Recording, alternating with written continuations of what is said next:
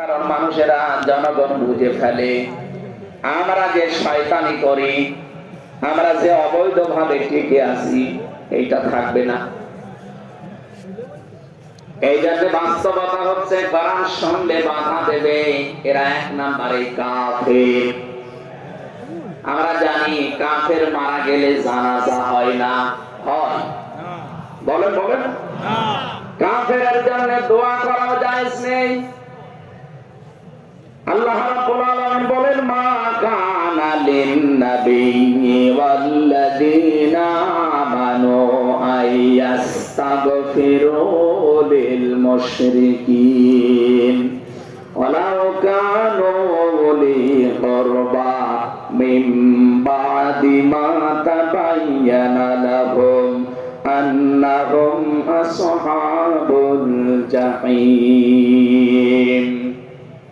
সূরা তাওবা 113 নম্বর আয়াতে আল্লাহ জানিয়েছেন, হযরত ইব্রাহিম আলাইহিস সালাম সম্পর্কে যদিও আয়াতটা নাযিল হওয়া তামাম দুনিয়ার মানুষকে উদ্দেশ্য করা আয়াত দিয়ে, হে নবী, কোন নবীর জন্য, কোন ঈমানদারের জন্য এটা জায়েজ না, শোভনীয় না, উচিত না যে কোন মুশরিক মারা গেলে তার জন্য আল্লাহর কাছে সে ক্ষমা চাবে, ইস্তিগফার করবে।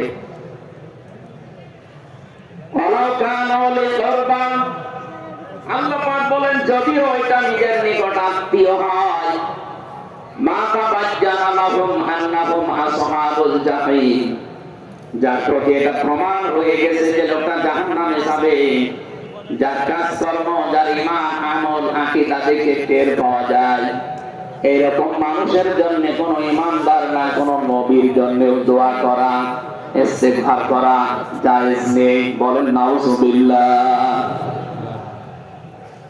একজন নবীকে যদি আল্লাহ এই কথা বলতে পারেন, আমি আয়াতের ব্যাখ্যায় পড়েছি, মুহাম্মদুর রাসূলুল্লাহ সাল্লাল্লাহু আলাইহি ওয়াসাল্লামের নিজের আপন চাচা আবু তালিব, এই লোকটা যখন মারা যাচ্ছিল, বিশ্ব নবী নিজে তার কাছে গিয়ে বললেন, ইয়া আম্মি আবি তালিব, লা ইলাহা ইল্লাল্লাহ হাজ্জুল লাকা ইনদাল্লাহি ইয়াউমাল কিয়ামাহ।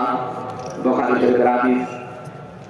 ডাক দিয়ে বললেন, হে চাচা, জোরে বলা লাগবে না, আওয়াজ করে শুধু আমার কানের কাছে মুখটা নিয়ে হাসতে করে আপনি বলেন, লা ইলাহা ইল্লাল্লাহ, জোরে লা ইলাহা ইল্লাল্লাহ, লা ইলাহা ইল্লাল্লাহ, লা ইলাহা ইল্লাল্লাহ মুহাম্মাদুর রাসূলুল্লাহ।